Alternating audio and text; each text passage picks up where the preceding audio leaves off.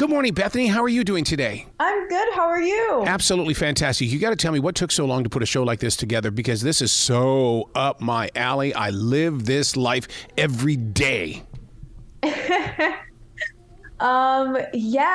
This show, I'm so excited about it. I feel like, I've been in the social media game for a bit, so it's really cool to kind of be a part of something like this.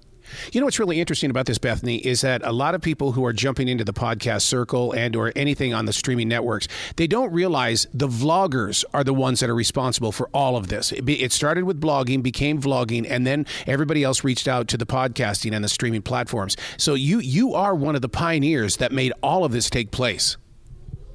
Oh, well, thank you. Yeah, I definitely think I was a part of the OG group. I definitely can't take that sort of credit because there were so many people that I looked up to before I got into the game. But yeah, I agree. I think that, vlogging and YouTube videos really were kind of the start of normalizing people, that are just random people around the world sharing their experiences and their opinions on day-to-day things or showing their life. And it really has evolved into so many different avenues, into podcasting, into, different social media platforms. And it's really cool to see how much it's really offered for people to build their own empires. Follow Me is a competition, but what's really interesting about the subliminal message here is it's going to speak directly to these businesses that think they can do them by itself, do it by themselves. And in reality, they need communication specialists. And you're going to kind of open people's eyes and, hey, look, you're going to go out and you're going to do these challenges, but it's not going to be as easy as what you think they are.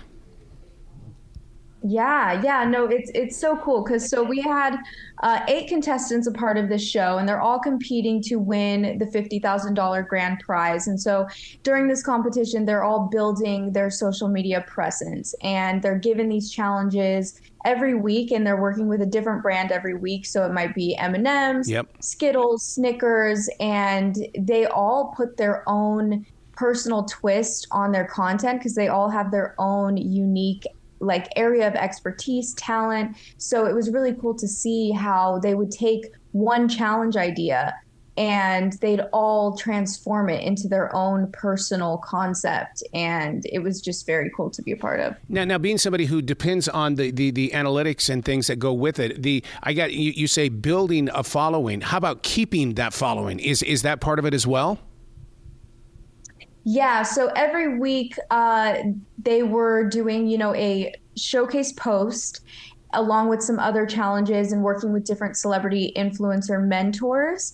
And at the end of each week, they are required to, post their videos into the social media universe, and whoever gets the least amount of votes would be eliminated from the competition. So they really have to kind of find their footing and find their voice throughout the competition to not only get their videos seen, but also kind of build this audience and this fan base in the process. And I think that that's really cool because it's more than just, one viral video or posting one video that just kind of blows up, but it's more about them really cultivating their audience and nurturing the people that do watch them every week over week, and continuously building their brand and their identity. How many times did you bump into somebody who just thinks that I'm just going to go in the room here and bang it out and expect something on the other side because A, I look good, and B, I've got a great voice? And darn good and well, that's not what it's all about.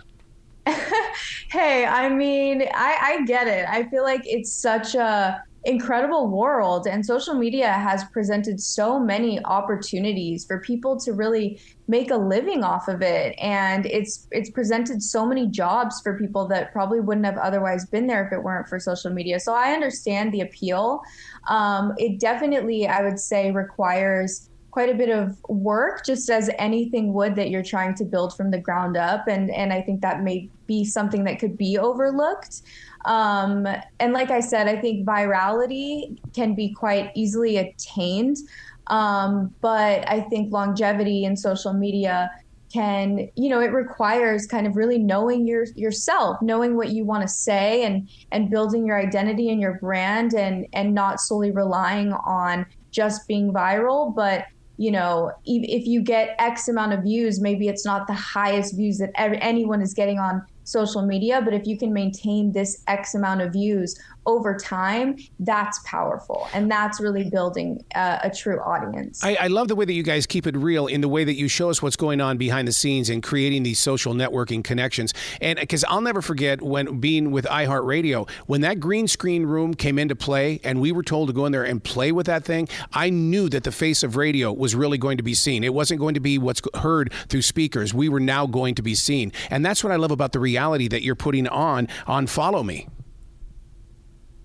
Yeah, no, it's very cool. That's why I couldn't wait to be a part of something like this, just because obviously I have been in social media for so long. And I think for me, it was very fascinating to watch these creators kind of find their place on social media and be faced with these challenges of like, editing videos. Like they would go so hard because, they're giving these challenges every week, and I would see them, stay up all night. They would be editing all night. And I know what that's like when you're wearing so many hats, because for social media, most of the time, you're not just in front of the camera, you're also behind the camera, coming up with the concept, writing it out, filming, editing, posting it, doing all of it. And so I definitely could relate to that. And it was honestly very inspiring for me as a creator to witness them be faced with these challenges and step up to the plate for it. You're so right about that, about the unexpected hours, and how late you stay up, or you gain access to a conversation because somebody's in Australia, and that means you've got to be behind that control board and microphone at 3:00 in the morning. I mean, it's and you are not afraid to show that reality, and that's the thing that I want listeners to understand, that you step into our world, you better be strong, or you're going to get stronger, or you're going to get weaker. Yes. There's definitely an art to it. And I think that it can absolutely be very challenging. And, I've known a lot of people that have wanted to get into social media, and they'll start it and then, go maybe for a couple weeks or a couple months, and they're like, it's just a lot. Because I think it can be very demanding. And that's why I think, just like with anything that you want to pursue, you have to ask yourself if you really love it and have somewhat of a passion somewhere in there for it, whether it's for video making in general, or if it's for what you're talking about, the topic in which you're going after. There has to be some spark of true passion, because that's what you can kind of cling on to when you're in those moments of feeling burnt out or feeling like writer's block or whatever it may be. One of the things that I want to dig in deep with here, and you as a vlogger and you being a part of Follow Me, is the fact that those analytics play with the heartstrings. And will you showcase the reality of those who put their heart and soul into a project and it didn't happen? I mean, it fell flat, because I mean that's a dark moment in those of us that are on social media. For sure. I think anyone that is in social media has dealt with that at some point, where maybe it's like you spend months on a concept for something that you're stoked about, and then you put it out and maybe it doesn't perform how you did. And it's very easy to equate those numbers to your worth, because I think a lot of social media, not everyone, but a lot of social media online personalities are based on their personality, and their brand is themselves. And so it's very easy to take the numbers to heart and look at it as, oh, if this doesn't perform well, that means I'm not good enough. But I think that it's very important to not take social media numbers so personally, because none of it's personal. And more than anything, I think it really is such a balance. I think I understand numbers and analytics, absolutely. But also at the same time, I do believe there's so much importance in also doing what you love. And if there's something an idea that you really love to do, you owe it to yourself to also see that through, and not let, oh, is this what people want to see, or is this going to do well, necessarily dictate whether you do something or not. This show comes at a very, very good time. I mean, a really good time. The show we're talking about is Follow Me, because Budweiser is trying to, and Bud Light is trying, they tried to reach out to an audience that would become their following. And I think that the judges are uneducated people. They do not understand what it takes to get to a new audience and to keep that audience. And I think a show like Follow Me is going to be an educational show for those that need to open their eyes. Yeah, that's what was really cool was to see the competitors of this show, when they worked with different brands. So we've had like Skittles and Snickers, and they've got to work with all of these awesome brands. And these brands would, give them a challenge, and they're able to really have their own freedom in it, which I think is very key when influencers and brands work together. I think that if there's this harmonious balance of understanding both sides of, as an influencer, I get, as a brand, you want to get your message across and you have an idea that you want to do it. And for me as an influencer, I know how to speak to my audience and I know the language that they understand. And so I think trusting both parties, when they're able to truly trust that each side knows what they're doing. And I think when brands are able to trust that the person that they're working with online knows how to talk to their audience organically, that's when it's really beautiful. And that's when you get product and content that an audience is inspired by and wants to listen to and doesn't see it as an ad, because you could tell there's more authenticity in it. Yeah, you bring up influencers and those that are branding, and what a marriage. It can happen, but so many times the influencers think that I don't need that other stuff, and it's like, man, you're making a bad mistake. Do you expose that in the show where you've got a powerful influencer that thinks that they've got control of the audience? No, I mean, I would say everyone that was competing in this show, there was definitely some challenges and some drama in that sense of just being stressed and high tension, and you're going to feel that, and they definitely did feel that. But I would say as far as that goes, no, we didn't really have too much of that I remember. Yeah. I just know that they were just so excited to be a part of it and so down for every single challenge that came up, that they wanted to make it work and they wanted to see it all through. Share with me your experience in show prep, because being a vlogger, I mean, you don't get in there and just start talking away. I mean, you plan it, you execute it, you post it, and then you get to the next opportunity for an episode. But what do you do in the process? Do the ideas just flow to you? How do you know what you're going to put up next? So for me, I pretty much usually will do little brainstorming sessions about different videos that I want to do. And sometimes it can be a little more involved, where I have like more of a storyboard, I guess, and like different acts of kind of the pieces of the story in which I want to get across to my audience.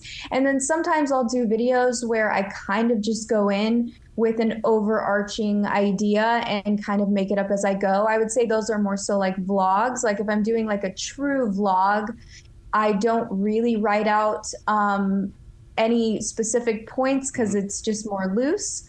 And then if I have a video that has a more in-depth theme and I know I really want to get this point across, then I'll really break it down for myself, because it definitely makes it a lot easier in the filming process when you kind of know, okay, these are the 3 parts that I have to cover. And sometimes that might even come down to writing out little scripts or little things such as that, if it makes it a little bit easier. This show is going to be powerful for me, because I'm a broadcast instructor. 2 days into class, and my students think they're already stars on the internet. And so I want to be able to use this as a tool to say, look, okay, are you doing this? Did you see what happened on this? Ba, ba, ba, ba, ba. And I'm not going to be the only one, because this is such a tool for so many businesses. Yeah, absolutely. And you really do learn so many skill sets in it as well. I think that that was a part of social media that I'm very grateful for. I think that once you really get into it and you start making content, honestly, of any form, I'm sure with podcasting as well, you kind of take on little jobs that you didn't necessarily sign up for, but it kind of is all helpful in building your toolkit, and you sharpen all of these tools that you didn't necessarily initially intend on doing, and it all kind of helps you just be a stronger storyteller. Now, what's so interesting, and let's talk reality here. I know that the grand prize is $50,000, but what's so interesting about this is that with social media, when you strike it rich, $50,000 is just a penny. Right? Yeah, I mean, I think social media definitely has offered so many incredible opportunities for so many people. And working with brands, budgets can definitely be insane prices. And so it's true. It is very much true. And I also think that the $50,000 for this competition, I think, was so incredible for these contestants, especially because, you know, they're just getting into this and they've been aspiring to be social media stars and they've been working on their crafts and their talents. And so it definitely added that pressure of like, we're all, you know, they're all enjoying themselves, but there's that cash prize at the end that everyone, you know, obviously would love to have. And it is definitely a good amount of money. And so, it definitely, I feel like, added that extra bit of kind of encouragement and also a little bit of tension into it. Wouldn't you think that one of the stars of this show, and I think it'll probably be 1 or 2 episodes into it before viewers really pick up on it, the star of the show is the creativity, that it comes from out of nowhere, and that if you think about it, you can make it a reality. And that's what you're exposing on this show, is that it's like, let's make it work. And now you got to go find the energy to make it work, and then you bring it to life. I love popping a seed like that. Yeah, no, it blew me away every week when the contestants would be given a challenge.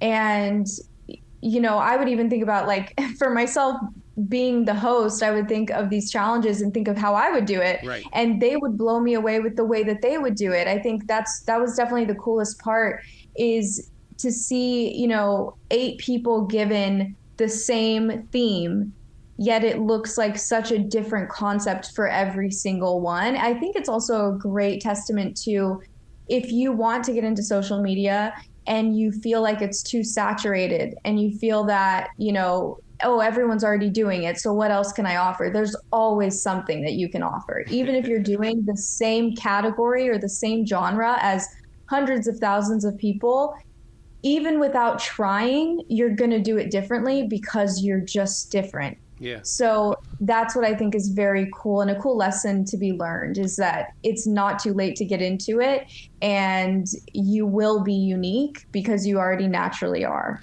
Teaching people to really understand that the receiver of their social media is a human being. How do you break that wall for those that think it's all about, well, if I put it up here, they'll come? It's more than that. You've got to build up that relationship. Yeah, that's where I think really getting to know yourself and asking yourself what you want to say and whatever it is that you're passionate about will help so much. Because for me, like, as a viewer, because I create content, but I also love to watch it. Yeah. And for me, I love watching people that I could tell. Well, first off, it's you know, I tend to find things that I'm interested in, but more than that, if there's a topic I'm interested in, whoever is making that content, if I could tell that they really love it and they live it, and it's not something they're just doing because they know that it's going to get a lot of views, I connect with them. I resonate with them. When someone's just being raw and themselves, I relate. And I think at the end of the day, majority of people that watch social media, we all just want to relate to people. Yep. We want to see parts of ourselves in other people because it makes us feel more connected to the world. And so I think that if you can just be the most organic, authentic version of yourself, the people that align with that will find you and they will love you. And it'll also be a lot easier for you to do that long term because you're never being someone that you're not. So it has a less chance to feel inauthentic to you. Wow. You got to come back to this show anytime in the future. The door is always going to be open for you. Thank you so much. No, thank you so much. It's so fun. Well, you be brilliant today, okay? Thank you. You as well.